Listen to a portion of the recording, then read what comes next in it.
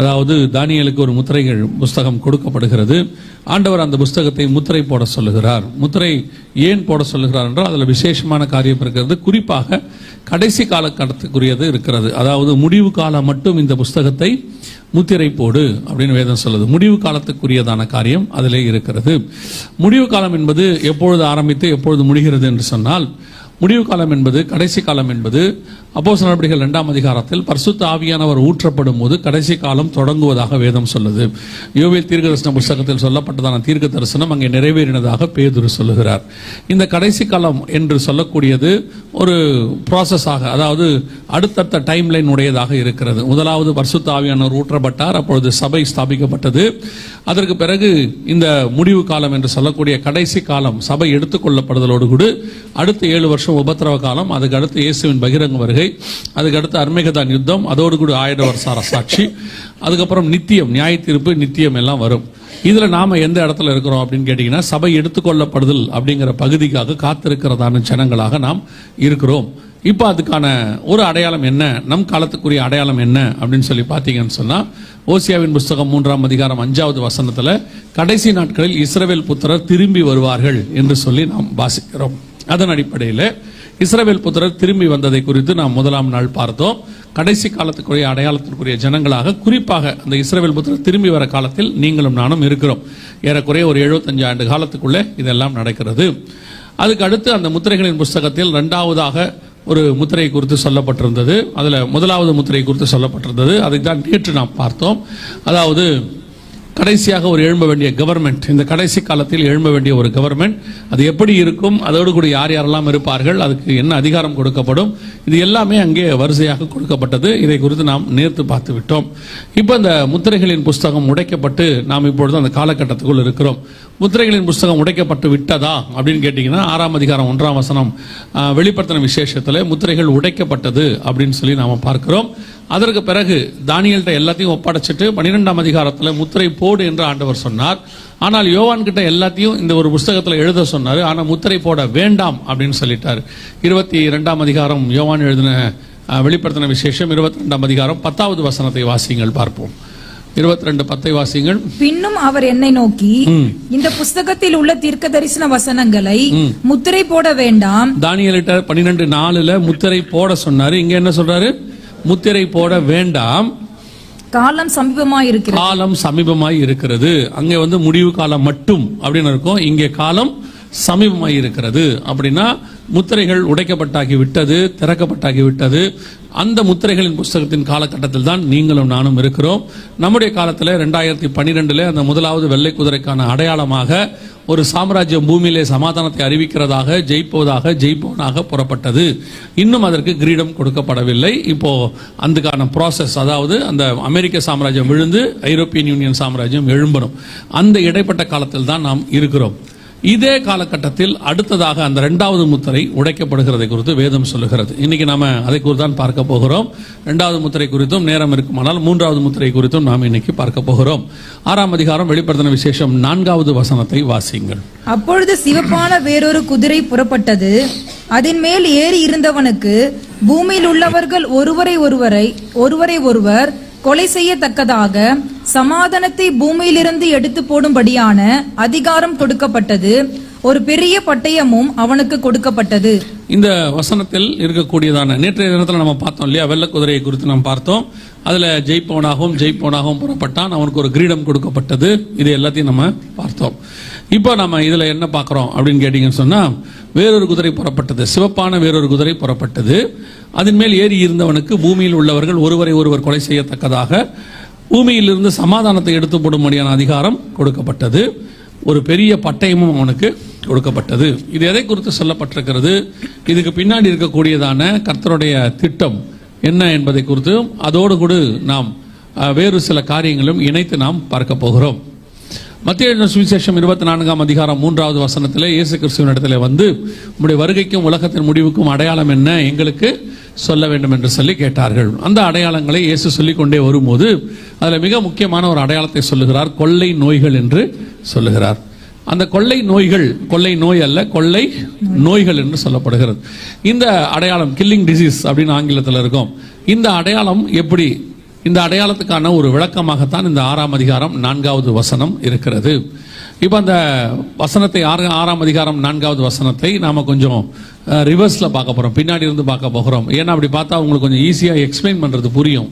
அதனால உங்களுக்கு சொல்றோம். அதுல கடைசியா இருக்கு, ஒரு பெரிய பட்டயமும் அவனுக்கு கொடுக்கப்பட்டது அப்படின்னு. பட்டயம் என்றால் என்ன? ஒரு பெரிய பட்டயம் கொடுக்கப்பட்டது. பட்டயம் என்றால் என்ன அப்படின்னு கேட்டீங்கன்னா, வேதத்துல 3 வகையான பட்டயம் இருக்கிறது. ஒன்று தேவன் கரத்தில் உள்ளதான பட்டயம், இன்னொன்று மனுஷன் கையில் உள்ளதான பட்டயம், இன்னொன்று தூதன் கையில் உள்ளதான பட்டயம். அது தள்ளப்பட்ட தூதனோ தேவ தூதனோ தூதன் கையில் உள்ள ஒரு பட்டயம். ஒன்று தேவனுடைய கரத்தில் இருக்கிறது, இன்னொன்று மனுஷன் கரத்தில் இருக்கிறது.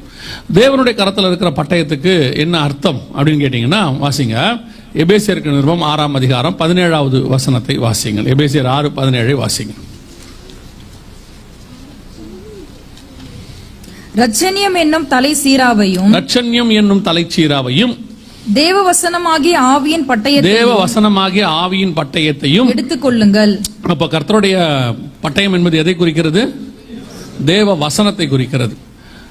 வெளிப்படுத்தின விசேஷம் 19ஆம் அதிகாரம் கடைசி வசனத்தை வாசிங்க.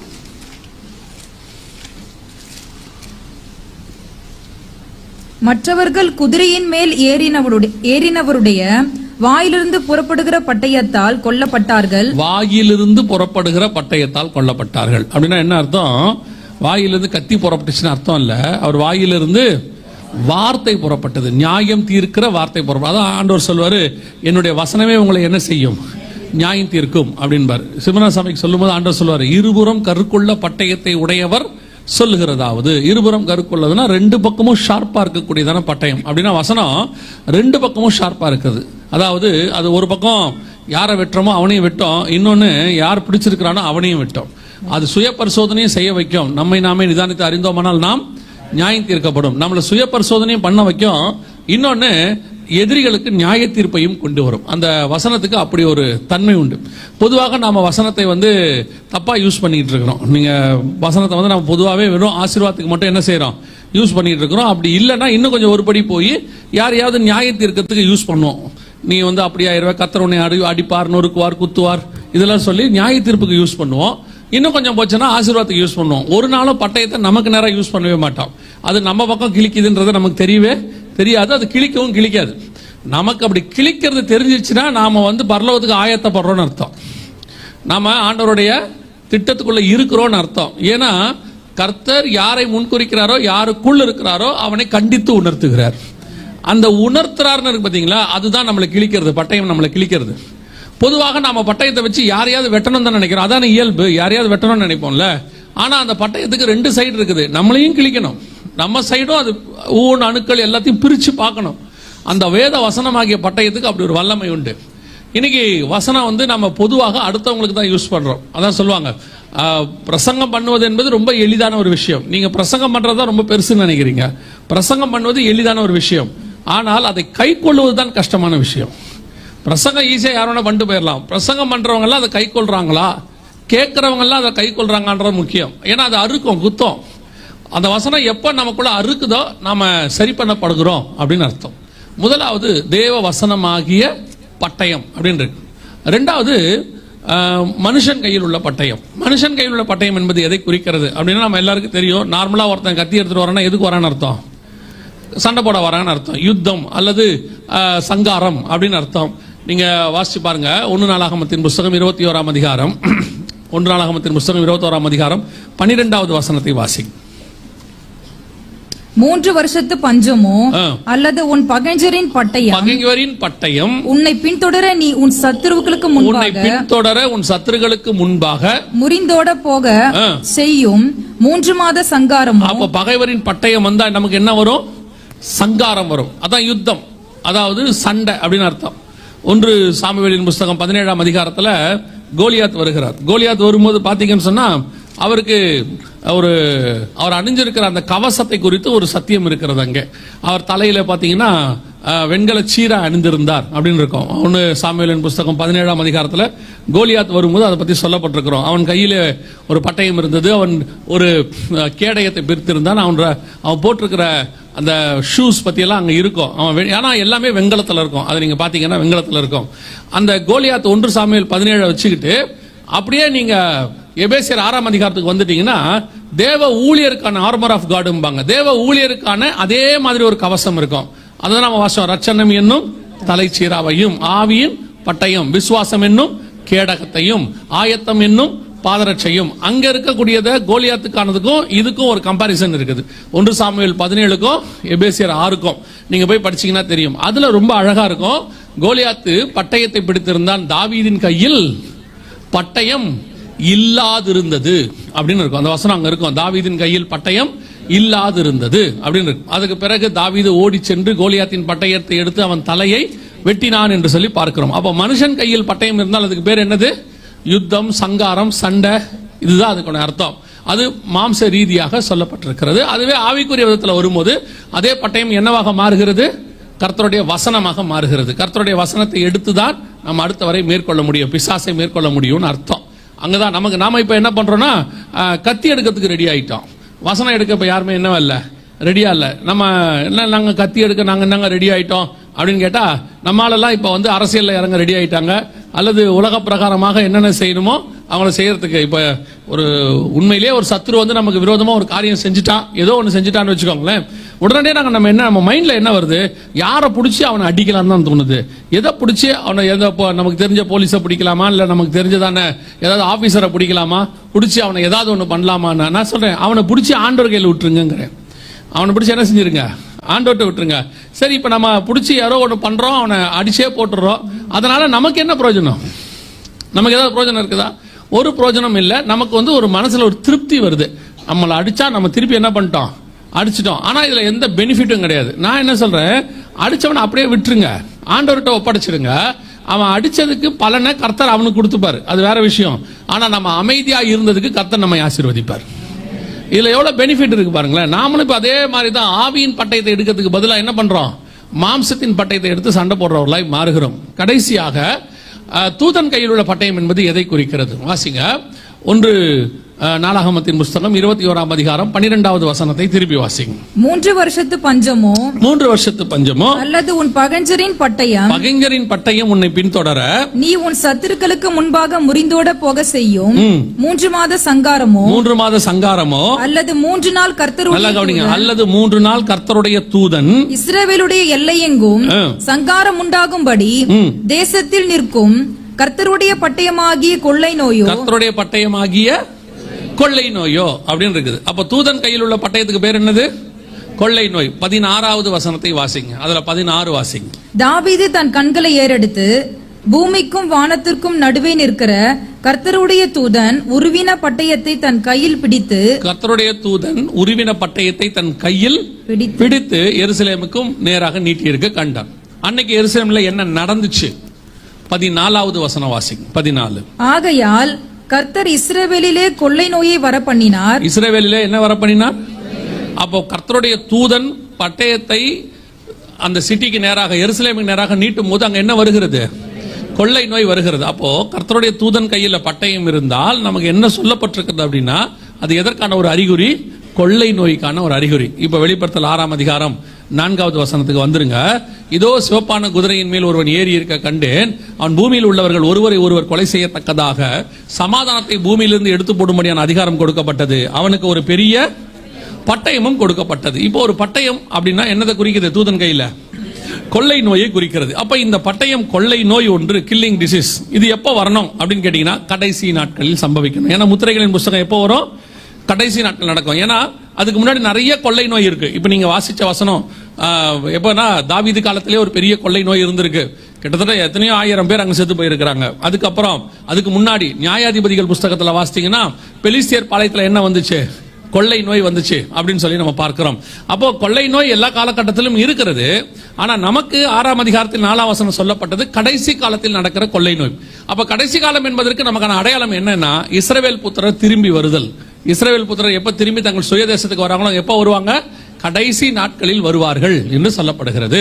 அப்ப இஸ்ரவேல் புத்திரர் திரும்பி வந்து 1948க்கு பிறகு பூமியில் நடக்கக்கூடிய சம்பவங்கள்ல இந்த முத்திரைகளின் புஸ்தகம் ரொம்ப முக்கியம். அதுல குறிப்பாக 2வது முத்திரை எதை குறித்து சொல்லப்பட்டிருக்கு? ஒரு கொள்ளை நோயை குறித்து சொல்லப்பட்டிருக்கு. இந்த கொள்ளை நோய் ஜனங்களை எப்படி சாகடிக்கும் அப்படிங்கறதையும் அதுக்கு முந்தின லைன்ல ஆண்டவர் சொல்றார். என்ன சொல்றாரு பாருங்க, பூமியில் உள்ளவர்கள் ஒருவரை ஒருவர் கொலை செய்யத்தக்கதாக சமாதானத்தை பூமியிலிருந்து எடுத்து போடும்படியான அதிகாரம் கொடுக்கப்பட்டது. ஒருவரை ஒருவர் கொலை செய்யத்தக்கதாக. இந்த கொள்ளை நோய் எப்படி வருமா, மரணத்தை எப்படி கொண்டு வருமா பூமியில? ஒருவரை ஒருவர் கொலை செய்யத்தக்கதாக. இத நீங்க ஈஸியா ஒரு வேர்டை இன்னும் மறந்துருக்க மாட்டீங்க, நமக்குலாம் அது அப்படியே ரிஜிஸ்டர் ஆயிடுச்சு. குவாரண்டைன் அப்படின்னு ஒன்று மறந்துருப்பீங்க, நீங்க மறந்துருக்கவே மாட்டோம் இல்லையா? தனித்திரு, விழித்திரு, விலகியிரு அப்படின்னு சொல்லி நமக்கு திருக்குறளை விட முக்கியமான சில விஷயங்கள்லாம் சொல்லி கொடுத்தாங்க இல்லையா? அப்ப ஏன் இதை சொன்னாங்க, நமக்கு ஏன் விலகி இருக்க சொன்னாங்க, தனித்திருக்க சொன்னாங்க அப்படிங்கிறதுக்கு ஒரு ரீசன் இருக்கு. ஏன் அப்படின்னு கேட்டீங்கன்னா, இந்த கொரோனா வைரஸினுடைய ஸ்பெஷல் உங்களுக்கு தெரிஞ்சிருக்கும்னு நினைக்கிறேன். கொரோனா வைரஸினுடைய ஸ்பெஷாலிட்டி என்னன்னா, அது தண்ணி வழியாகவோ வேற எது வழியாகவோ என்ன செய்யல, அது பரவவே இல்லை. அது மனுஷன் வழியா மட்டும்தான் பரவுச்சு, மனுஷர் வழியாக மட்டும். அதுவும் எப்படி பரவுச்சு, ஒரு மனுஷன்ல இருந்து இன்னொரு மனுஷனுக்கு பரவுச்சு. ஒரு மனுஷன்ல இருந்து இன்னொரு மிருகத்துக்கு அது பரவல, மிருகத்துல இருந்து இன்னொரு மனுஷனுக்கு அது பரவல, மனுஷன் மூலமா இன்னொரு மனுஷனுக்கு பரவுச்சு. அதனாலதான் என்ன சொன்னாங்க, அதுவும் குறிப்பிட்ட டிஸ்டன்ஸ் 3 அடி அல்லது 6 அடி அவ்வளவுதான். ஒரு 12 அடிக்கு தள்ளி நின்றுட்டீங்கன்னா உங்களுக்கு என்ன செய்யாது, அது பரவாது. ஏன்னா அந்த வைரஸனுடைய வெயிட் அவ்வளவுதான் இருந்துச்சு. அதுக்கு மேல அது போகாது, காத்துல அதுக்கு அப்புறம் பரவாது. அப்புறம் திடீர்னு சொல்லிட்டாங்க நோட்டு வழியா பரவுதுன்னாங்க. அப்புறம் நோட்டு வழியாவும் அது என்ன செய்யல, பரவல. என்னென்னமோ சொல்லி பார்த்தாங்க, காத்து வழியா பரவுது. கடைசியில பார்த்தா அது பரவுனது ஒரே ஒரு வழிதான். எது வழியா பரவுச்சு, மனுஷன் வழியாக பரவுச்சு. சைனால ஊகான் மாநிலத்தில் ஆரம்பிச்சு 2019 லாஸ்ட் நவம்பர் டிசம்பர்ல ஆரம்பிச்சு 2023 மே மாசம் எமர்ஜென்சி, அதாவது யூஎன் சொன்னது, அது வரைக்கும் உள்ள காலகட்டத்தில் நீங்க பாத்தீங்கன்னு சொன்னா கொரோனா வெறும் மனுஷன் வழியா மட்டும்தான் பரவுச்சு. பில்கேட் சொன்னாரு, கடைசி ஒரு மனுஷனுக்கு கொரோனா இருக்கிற வரைக்கும் கொரோனா பரவதான் செய்யும், அது ஸ்டாப் ஆகாதுன்னு சொன்னார். அப்போ மனுஷன் வழியாகத்தான் அது பரவுச்சு. பூமியில் உள்ளவர்கள் ஒருவரை ஒருவர், ரெண்டாவது கொலை செய்யத்தக்கதாக. நம்ம எல்லாருக்கும் தெரியும், இந்த நோய்கள்ல பல வகை இருக்குது. ஒன்னு கொலை செய்யக்கூடியதான நோய்கள் இருக்கு. உதாரணமா இப்போ இந்த கொரோனா மாதிரி நோய்கள்லாம் இருக்கு. இன்னொன்னு இருக்கு, அது பரவாது ஆனா கொலை செய்யும். இப்ப கேன்சர் இருக்கு, எய்ட்ஸ் இருக்கு இல்லையா? எய்ட்ஸ் எல்லாம் அதாவது யாருக்கும் என்ன பக்கத்தில் இருக்கிறவர்கள் என்ன செய்யாது, பரவே பராது. கேன்சர் பக்கத்தில் இருக்கிறவருக்கு பரவாது, ஆனா இருக்கிறவர் அது என்ன செஞ்சிடும், கொன்னுடும். சிலது இருக்கும் பரவும், கொல்லாது. இந்த வைரல் ஃபீவர், கோல்டு, தும்மல் இதெல்லாம் இருக்குது இல்ல, இதெல்லாம் என்ன செய்யும், அடுத்தடுத்து பரவும், ஆனா என்னத்தை கொண்டு வராது, மரணத்தை கொண்டு வராது. சிலது மட்டும்தான் பரவும், மரணத்தை கொண்டு வரும். அதுல குறிப்பாக இந்த நூற்றாண்டுல 1940க்கு பிறகு இஸ்ரவேல் புத்திரர் சுயதேசத்துக்கு வந்த பிறகு உலகத்துல ஒரு கொள்ளை நோய் பூமியில் உள்ளவர்கள், அதுலயும் இன்னொரு விசேஷம் இருக்கு. சில கொள்ளை நோய்கள் வரும், அது சில கான்டினென்ட்டுக்கு தான் வரும், பூமி முழுக்க வராது. இப்போ நமக்கு சில காய்ச்சல் வந்துச்சு, பறவை காய்ச்சல் இதெல்லாம் வந்துச்சு. அதெல்லாம் பாத்தீங்கன்னா தாய்லாந்து, நம்ம பக்கம் ஆப்பிரிக்காவோட பெரும்பாலும் நமக்கு தான் வரும், வெஸ்ட்டுக்கு வரவே வராது. ஏன்னா அவங்கலாம் வேற ஒரு இடத்துல இருக்கிறாங்க, அது என்னமோ தெரியாது, அது இந்த பக்கம் வரவே வராது. எபோலாவா இருக்கட்டும், அது ஆப்பிரிக்காவுக்கு தான் வரும், எல்லாம் வரும். இந்த ட்ரிப் தான் நீங்க பாத்தீங்கன்னு சொன்னா உலகம் முழுக்க ஏறக்குறைய 185 நாடுகளுக்கு மேலாக ரிஜிஸ்டர் யூஎன்ல இருக்கிறது 190 நாடுகளுக்கு மேல, 185 நாடுகளுக்கு மேல வந்துருச்சு. 2 தீவுக்கு மட்டும்தான் வரலையாமா அவங்களுடைய ஸ்டேட்மெண்ட் படி. காரணம் என்னன்னா, அந்த 2 தீவுகளுக்குமே விமான போக்குவரத்து கிடையாததுனால அங்க வரல. மற்றபடி மனுஷன் இருந்த எல்லாருக்கும் வந்துருச்சு, கொண்டு போச்சு, அத்தனை பேர் கொண்டு போச்சு. அது எந்தெந்த நாட்டுக்குள்ள போச்சோ எல்லா நாட்டுக்குள்ளேயும் மரணத்தையும் கொண்டு வந்துச்சு. அது போன நாட்டுக்குள்ள மரணம் இல்லாததே கிடையாது. எத்தனையோ நாடுகள்ல கொள்ளை நோய் பரவும், மரணத்தை கொண்டு வராது. எத்தனை நாடுகளுக்கு கொள்ளை நோய் வரும், ஆனா எல்லா நாடுகளுக்கும் வராது. உலகம் முழுக்க எல்லாத்துக்கும் வராது, சில கான்டினென்ட்டுக்கு வரும். சில வியாதி இருக்கும், அது சில ஸ்டேட்டுக்கு மட்டும் வரும். ஆனா இது மூளை முடுக்கெல்லாம், பூமியினுடைய மூளை முடுக்க அத்தனைக்கும் போச்சு. பூமியில் உள்ளவர்கள் ஒருவரை ஒருவர் கொலை செய்யத்தக்கதாக ஆண்டவர் சொன்னபடியே துல்லியமாக. இது எங்க இருக்குது, 1900 வருஷத்துக்கு முன்னாடி வேதத்துல கடைசி நாட்களில், அதாவது இஸ்ரவேல் புத்திரர் பூமிக்குள்ள திரும்பி வந்த பிறகு நடக்கிற சம்பவங்களாக இயேசு சொல்லிவிட்டு போனது. ஆசியாவில் உள்ள 7 சபைகளுக்கு எழுதுன்னு ஆண்டவர் சொல்லிட்டு போனது. ஆனா இந்த வசனம் முழுக்க ஆண்டவர் சொன்னபடியே துல்லியமாக இருக்கு. இப்ப இதையே நாம படிக்கலங்கிறத ரொம்ப முக்கியம். ஆண்டவர் இதை ஏன் முன்னாடி நமக்கு சொல்லி வச்சாரு, இப்படி ஒரு சம்பவம் நடக்க போகுதுங்கிறத சொல்லி. 2019 கொரோனா வந்துச்சு, நாம எல்லாருமே இந்த கொரோனால பாதிக்கப்பட்டோம், அதை பத்தி பின்னாடி பார்ப்போம். ஆனா நமக்கு முன்னறிவிக்கப்பட்ட இந்த வசனம் ஏன் நமக்கு தெரியல, எழுதி நம்ம கையில இருக்குது, ஆண்டவர் கொடுத்திருக்கிறாரு. நமக்கு இதுல இன்னொரு விஷயம், நம்ம எல்லாரும் அதாவது என்ன சொல்றதுன்னா, தப்பிச்சுக்கிறதுக்கு சொல்றது என்ன தெரியுமா, ஐயோ வெளிப்படுத்தின விசேஷம் படிச்சாவே புரியாதுங்க, அது ரொம்ப கஷ்டம். ஆண்டவர் நமக்கு கஷ்டமா இருக்கிறதுக்கு ஒரு புக்கு தருவாரா, நம்ம கஷ்டமா இருக்கணும்னு ஒரு புக்கு தருவாரா? நம்ம ஆண்டவரை மாதிரி நமக்கு ஈஸியா புரிய வைக்கிற தேவன் உலகத்திலே வேற யாரும் கிடையாது. அவர் அறிவுல அவர் ஞானத்துல நம்ம கிட்ட பேசி இருந்தாருன்னா நமக்கு புரியவே புரியாது. அவர் சர்வ ஞானம் உள்ளவர். அவர் நமக்கு புரியுற மாதிரி பேசினாரு, அதுவே எவ்வளவு பெரிய விஷயம். அவர் ஏன் ஓமைகளாக பேசினார்? காரணம் என்ன? புரியறதுக்காக. அவனுக்கு புரியணும், அந்த இடத்துல இருக்கிறவனுக்கு புரியணும்.